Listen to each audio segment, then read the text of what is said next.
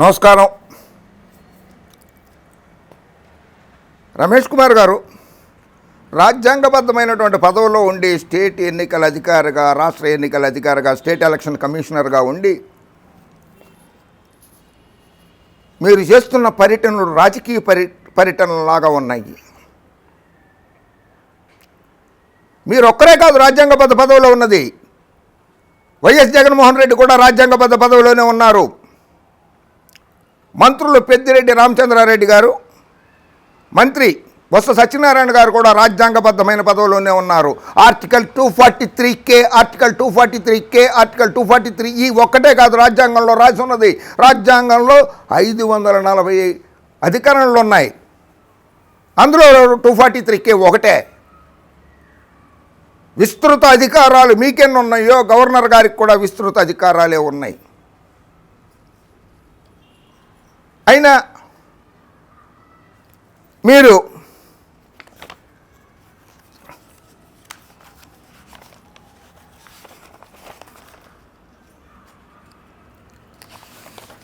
ఇరవై 8/1/2021 ఇది 28/1/2021 మీరు ఆంధ్రప్రదేశ్ గవర్నర్ గారికి రాసిన లేఖ.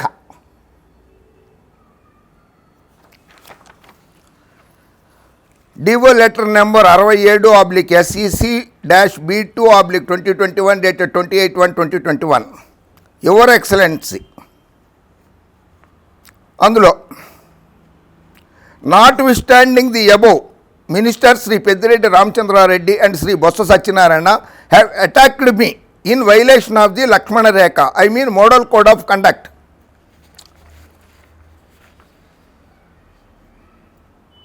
చంద్రబాబు నాయుడు గారు ఎన్నికల ప్రచారానికి అధికార దుర్వినియోగం చేసినప్పుడు కానీ, ఆయన కార్లు వేసుకుని తిరిగినప్పుడు కానీ అసలు ఎన్నికలే నిర్వహించలేదు కదా మీరు. పంచాయతీ ఎన్నికలు మీరు కోడ్ ఆఫ్ కండక్ట్ ఎక్కడ పెట్టారు? అసలు ఇంతకుముందు ఎప్పుడు పెట్టలేదు కదా. 2018లో జరగాల్సిన ఎన్నికలు మీరు నిర్వహించలేదు కదా. అది రాజ్యాంగ విరుద్ధం కాదేమో.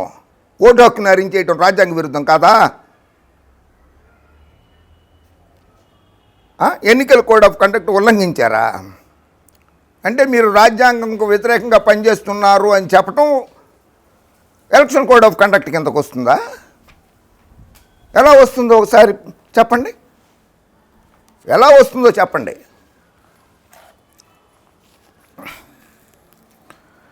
Much worse is the case of Sri Sajjala Ramakrishna Reddy, who is an advisor in the rank of cabinet minister, who attacked me from the premises of the party office in what is purely a political attack. Okay. ఇక్కడ political attack అని పెట్టారు, పై దాంట్లో attack అన్నారు. Attacked me. Attack is somewhat different. Allegations are somewhat different. Attack అంటే కొట్టేశారు, తిట్టేశారు అని అర్థం వస్తుంది, దాడి చేశారు అని అర్థం వస్తుంది. అటాక్ అంటే బొత్స సత్యనారాయణ గారును పెద్దిరెడ్డి రామచంద్రారెడ్డి గారు మీ మీద దాడి చేయలేదు. అక్కడ పొలిటికల్ అన్న పదాన్ని వాడలేదు మీరు. కింద సజ్జల రామకృష్ణారెడ్డి గారి దగ్గరికి వచ్చేసరికి పొలిటికల్ అటాక్ అన్నారు. ఇది కరెక్ట్ అయిన పదం.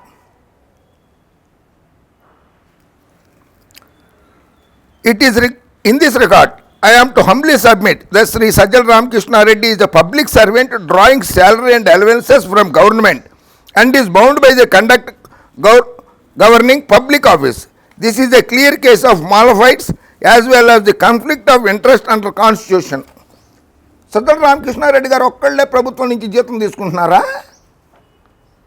తమరు జీతం ఎక్కడి నుంచి తీసుకుంటున్నారు? ప్రభుత్వ జీతం కాదా మీరు తీసుకునేది? మీకు ఎవరన్నా వేరే వాళ్ళు ఇస్తున్నారా? ఏ పార్టీ వాళ్ళన్నా ఇస్తున్నారా? లేకపోతే ప్రజలు చందాలు వేసుకుని పోయి చేసి ఇచ్చారా? మీరు కూడా ప్రభుత్వ జీతమే తీసుకుంటున్నారు. సజ్జల రామకృష్ణారెడ్డి గారు ఒక్కడే కాదు, మీరు కూడా ప్రభుత్వ జీతమే తీసుకుంటున్నారు.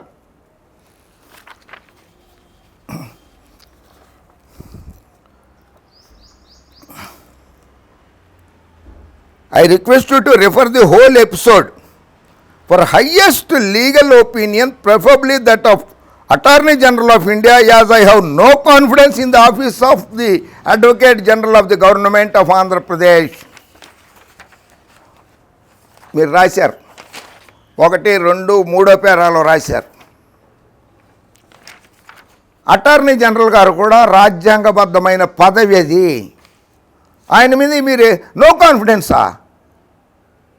శ్రీరామ్ గారు సౌమ్యులు, చాలా మంచివారు, అనుభవజ్ఞులు. అటువంటి శ్రీరామ్ గారి మీద నో కాన్ఫిడెన్స్. ఆయన కూడా రాజ్యాంగబద్ధమైన పదవులే ఉన్నారు కదా, ఆయన మీద మీరు ఎట్లా అన్నారో విశ్వాసం లేదని, మీ మీద విశ్వాసం లేదు అని చెప్పి ఏ రాజకీయ పార్టీ అనకూడదు, ముఖ్యమంత్రి గారు అనకూడదు, మంత్రులు అనకూడదు, క్యాబినెట్ ర్యాంక్ హోదాలో ఉన్నటువంటి ప్రభుత్వ సలహాదారులు అనకూడదు, ప్రజలు అనకూడదు, శాసనసభ్యులు అనకూడదు, రాజ్యసభ సభ్యులు అనకూడదు, లోక్సభ సభ్యులు అనకూడదు. పైనుంచి ఊడిపడిపోయారేటి రాజ్యాంగబద్ధ పదవి అనేసరికి. మీరు మాత్రం రాజ్యాంగబద్ధ పదవిలో ఉన్న అడ్వకేట్ జనరల్ మీద నాకు కాన్ఫిడెన్స్ లేదు, విశ్వాసం లేదు అని సార్. ఇది రాజ్యాంగంలో ఎక్కడ రాసి ఉందో చెప్పండి? ఏ అధికరణ కింద ఉంది ఇది?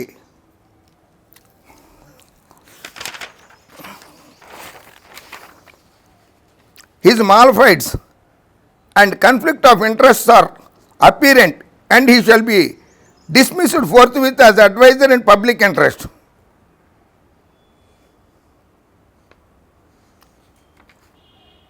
అడ్వకేట్ జనరల్ గారిని డిస్మిస్ చేసేయాలా? సజ్జల రామకృష్ణారెడ్డి గారిని డిస్మిస్ చేసేయాలా? ఇంకా నయ్యం, రాజశేఖర రెడ్డి గారి ప్రభుత్వాన్ని రద్దు చేయమని చెప్పి అడగలను మీరు. అది ఆర్టికల్ 356 కిందకు వస్తుంది.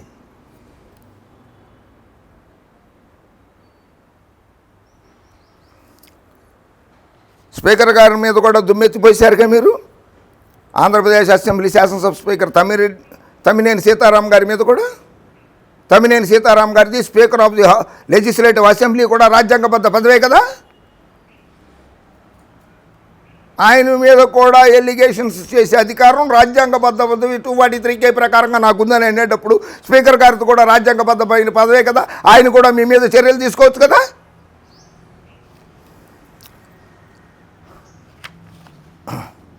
The statements of Shri Vijayasai Reddy second పేజీలో మీరు రాసిన లేఖ రెండో పేజీలో, the statements of Shri Vijayasai Reddy member of parliament are also numerous and in violation of code of conduct. Vijayasai Reddy గారు చేసిన వ్యాఖ్యలు కూడా కోడ్ ఆఫ్ కండక్ట్ కిందకు వస్తాయి. ఎంతమంది నోళ్ళు మూయిద్దాం అనుకుంటావో మీరు?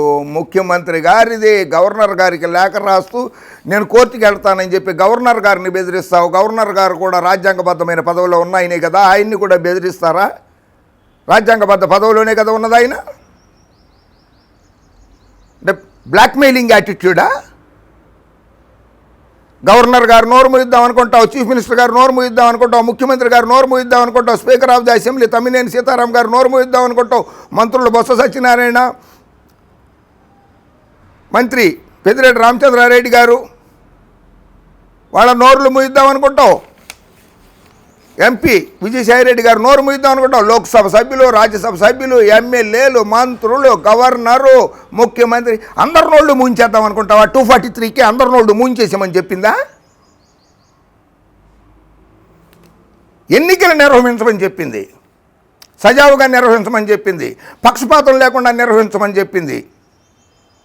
మీ అంతటి మీరుగా యాప్ ఒకటి తయారు చేశారు కదా, ఎక్కడ చేయించారు దాన్ని?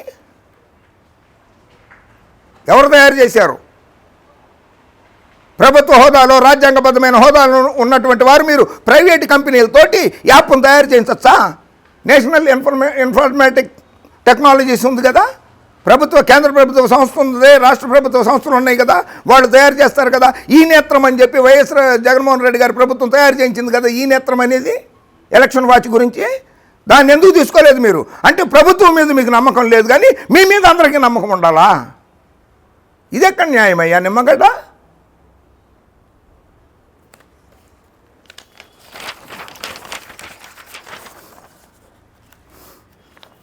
The business and conduct of the Andhra Pradesh Assembly rules, regulations.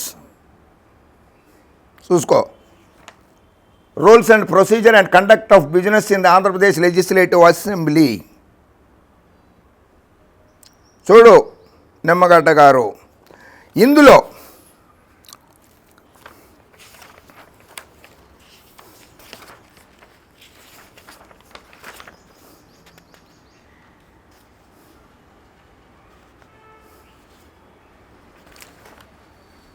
Article 208(1) of the Indian Constitution empowers each house of the legislature of a state to make rules for regulating its procedures and conduct of its business. Constitution of India, Article 208(1)లో శాసనసభ ఎలా నడవాలి, ఎవరు నడపాలనేది స్పష్టంగా రాసి ఉన్నది. అటువంటి అసెంబ్లీకి సభ్యులుగా ఉన్నవారి మీద, శాసనసభను నడుపుతున్న స్పీకర్ మీద మీరు ఆరోపణలు చేస్తున్నారు. ఇందులో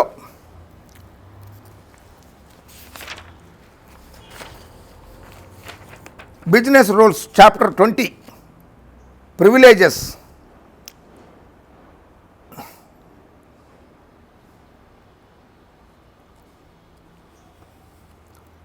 for relating to the committee of privileges chapter 25 of these rules.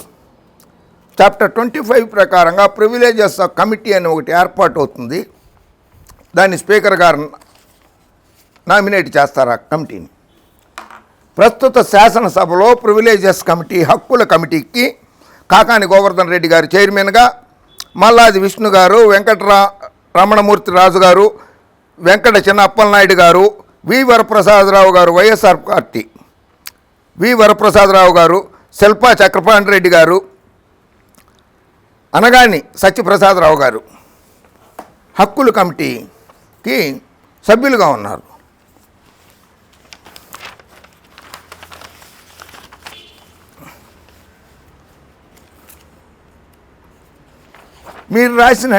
మీరు గవర్నర్ గారికి రాసినటువంటి లేఖలో పెద్దిరెడ్డి రామచంద్రారెడ్డి గారు, బొత్స సత్యనారాయణ గారి మీద ఆరోపణలు చేశారు కదా. ఆ మంత్రులు ఇరువురు స్పీకర్ తమ్మినేని సీతారాం గారికి, గౌరవ స్పీకర్ తమ్మినేని సీతారాం గారికి మీ లేఖలోని విషయాలు ఎంతో బాధ కలిగించినాయి, మా హక్కులకి భంగం కలిగించినాయి, మా హక్కుల్ని కాపాడండి మహాప్రభో అని స్పీకర్ గారికి రాశారు. మీ మీద చట్టపరమైనటువంటి శాసనసభ్యులకి, మంత్రులకు ఉన్న హక్కులని హరిస్తున్నటువంటి state election commissioner Nimmagadda Ramesh Kumar గారి మీద చట్టపరమైన చర్యలు తీసుకోవాల్సిందిగా లేఖ రాశారు. To the honourable speaker, AP legislative assembly Velagapudi, casting reflections, libellous remarks, intimidating approach, breach of privilege by Dr. Nimmagadda Ramesh Kumar, State Election Commissioner, request. With great pain and anguish, I would like to bring to your kind notice about the letter reportedly written by Dr. Nimmagadda Ramesh Kumar, the State Election Commissioner, to His Excellency. మీరు రాసిన లేఖ మీద వాళ్ళు రాశారు, I once again appeal to you to protect my privileges, honor and respect by taking an appropriate action in this regard. మా హక్కులకి భంగం కలిగించకుండా మా హక్కుల్ని కాపాడండి అని స్పీకర్ గారికి లెటర్ రాశారు.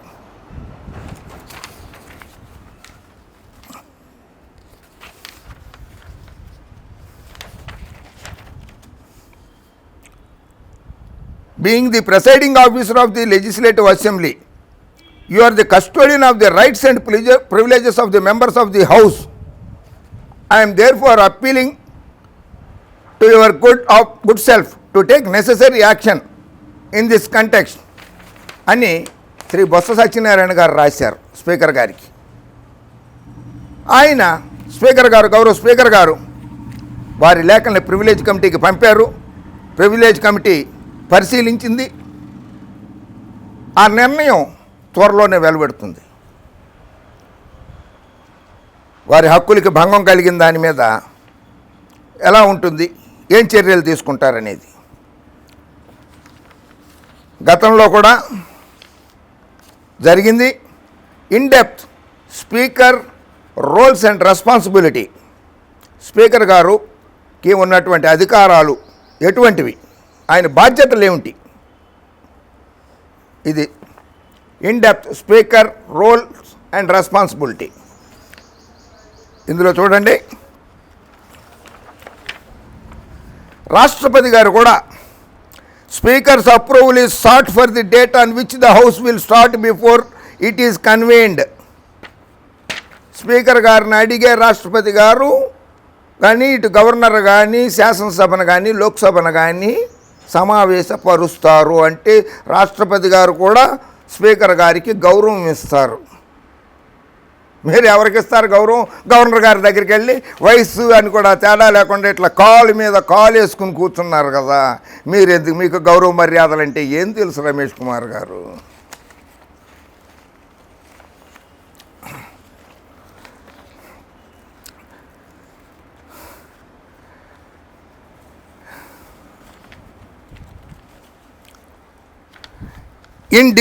It depends solely on the speaker to refer any question of privilege to the Committee of Privileges for examination, investigation and report. స్పీకర్కి సర్వ హక్కులు ఉన్నాయి. తమ్మినేని సీతారాం గారు ఆంధ్రప్రదేశ్ శాసనసభ స్పీకర్ తమ్మినేని సీతారాం గారికి అందినటువంటి లేఖల మీద విచారణ చేయించడానికి, దాని మీద చర్యలు తీసుకుంటానికి సర్వ హక్కులు ఉన్నాయి రాజ్యాంగబద్ధంగా.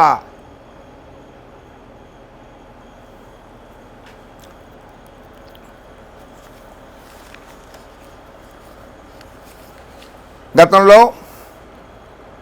అలాగే వీర్రవి గారు, state election commissioner Maharashtra, Shri Nandlal గారు మహారాష్ట్ర శాసనసభ ఆయనకి మంత్రులు, ముఖ్యమంత్రి ఆయన నోటీసులు ఇచ్చారు.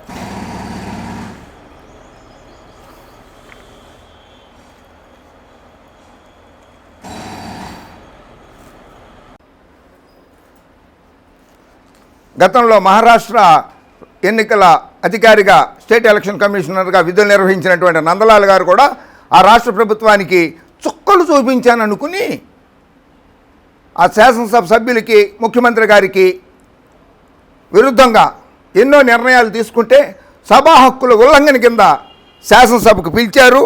ఆయనకి 7 రోజులు జైలు శిక్ష విధించడం జరిగింది.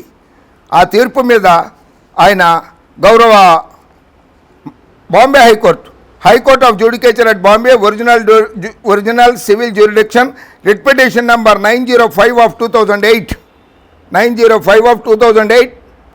హైకోర్ట్ ఆఫ్ బాంబే ఇచ్చిన తీర్పు, Shri Nandlal versus state election commissioner, Maharashtra state administrative building, first floor, Mantralaya, Mumbai. Petitioner versus the principal secretary, Maharashtra legislature, assembly, Vidhan Bhavan. The speaker గారిని కూడా ప్రతివాదిగా చేర్చారు ఆయన. అయినా సరే ఇందులో శాసనసభ కార్యదర్శి గారిని కూడా, శ్రీ చంద్రకాంత్ ఛజద్, ఆయనని the commissioner of police Mumbai, privilege కమిటీని కూడా ఆయన ప్రతివాదిగానే చేర్చారు. ప్రివిలేజ్ కమిటీని కూడా, అక్కడ ప్రివిలేజ్ కమిటీ ఆయనకి శిక్ష వేయమని స్పీకర్ గారికి సిఫార్సు చేస్తే స్పీకర్ గారు ముంబై పోలీస్ కమిషనర్కి సిఫార్సు చేసి అరెస్టు చేయమంటే అరెస్టు చేసి 7 రోజులు జైల్లో పెట్టారు.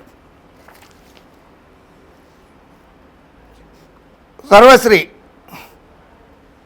శ్రీహరి అనే senior counsel, Sachindra B Sathe for the petitioner వాదించారు ఈ కేసుని. Coram Shri RMS Khandeparkar and AS Sayyed justice వీరు తీర్పు ఇచ్చారు. As already stated above, as regards the ground comprised under para 8J, apart from contending that the petitioner has also raised the side issue, no submissions have been made in that regard, nor it is explained as to how merely because the matter was being considered by the High Court in writ petition number 1766 of 2006, it prohibited the privilege committee from proceedings with the matter in the absence of any restraint being imposed either by the constitutional mandate or statutory provision or any other order of the Supreme Court of this court. Supreme court కానీ వేరే ఇతర కోర్టులు కానీ హైకోర్టులు కానీ రాజ్యాంగంలో కానీ privilege committee ఇచ్చిన దాన్ని ఆపమని ఎక్కడా లేదు అని చెప్పి division bench of Bombay high court 905/2008 ఇచ్చిన జడ్జిమెంట్లో నందలాల్ గారు స్టేట్ ఎలక్షన్ కమిషనర్ గారు ఇచ్చిన తీర్పులో ఉన్నది. ప్రివిలేజ్ కమిటీకి కూడా హక్కులు ఉన్నాయని గుర్తుంచుకోండి. పచ్చపిచ్చి గొట్టాలతో సహా పచ్చపచ్చి పార్టీ నాయకులతో సహా గుర్తుంచుకోవాలి. స్పీకర్ గారికి, ప్రివిలేజ్ కమిటీకి, మంత్రులకు కూడా హక్కులు ఉంటాయనేది. పెద్దలు, పూజ్యులు, గౌరవనీయులు డాక్టర్ సుబ్రహ్మణ్య స్వామి గారు అంటే నాకు చాలా గౌరవం, అభిమానిని నేను ఆయనకి. ఆయన వేసిన రిట్ పిటిషన్లు, ప్రజా ప్రయోజన వాద్యాలు చాలా తక్కువ మంది వేసి ఉంటారు. చాలా సెన్సేషనల్ ప్రయోజన వాద్యాలు వేశారు. ఆయన గారు కూడా, సుబ్రహ్మణ్య స్వామి గారు కూడా లోక్సభ స్పీకర్ రబీరే గారి మీద అనుచిత వ్యాఖ్యలు చేశారు. More of so if you are Subrahmanya Swamy, maverick to some, gadfly to others, and plain insufferable to detractors.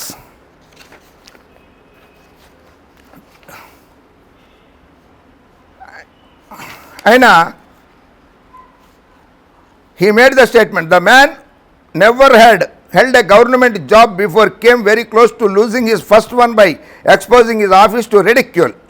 The Harvard-educated Union Minister for Commerce, Law and Justice had Parliament in uproar when he told Lok Sabha Speaker Rabire in private that he could put him behind bars.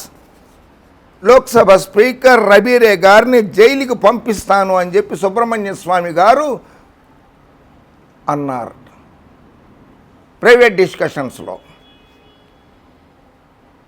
అది ఆయన పదవి పోవడానికి కూడా కారణాలయ్యి.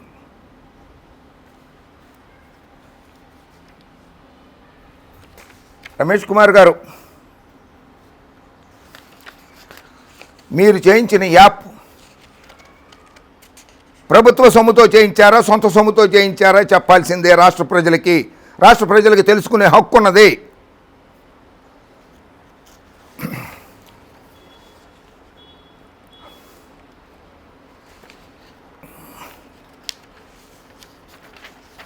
Speaker గారి మీద చేసినటువంటి వ్యాఖ్యలకి లోక్సభ మొత్తం వాడి వేడిగా చర్చలు జరిగి సుబ్రహ్మణ్య స్వామి గారిని మంత్రి పదవి నుంచి తొలగించాలనే డిమాండ్ తోటి పార్లమెంట్ హౌస్ దద్దరిల్లిపోయింది.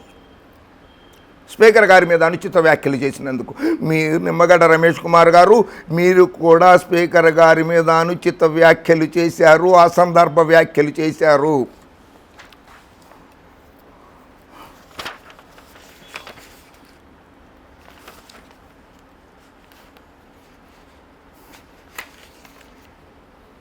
నలభై సంవత్సరాలు నిజాయితీగా పనిచేశారు.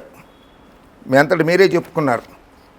రాజ్యాంగం కల్పించిన హక్కులను సక్రమంగా వినియోగించి ప్రజాస్వామ్య వ్యవస్థను బలోపేతం చేయడానికి అందరం కలిసి కృషి చేయాలని రాష్ట్ర ఎన్నికల కమిషనర్ నిమ్మగడ్డ రమేష్ కుమార్ గారు అన్నారు.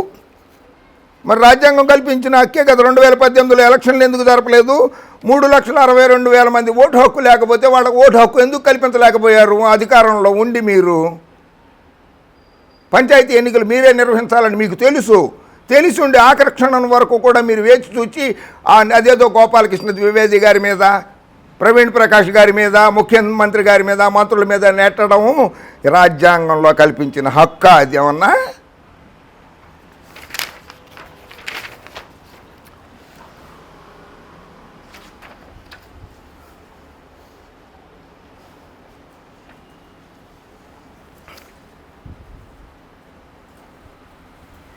ఏకగ్రీవాలకి ఎన్నిక వ్యతిరేకం కాదని చెప్తున్నారు. ఏకగ్రీవాలు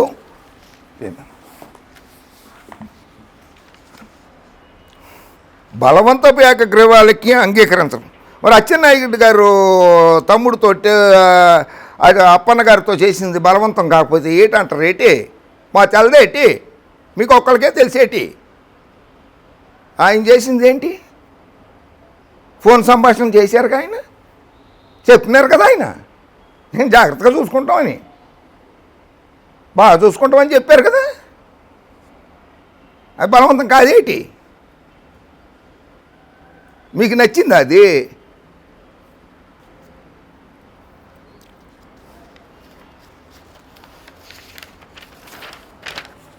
అయినా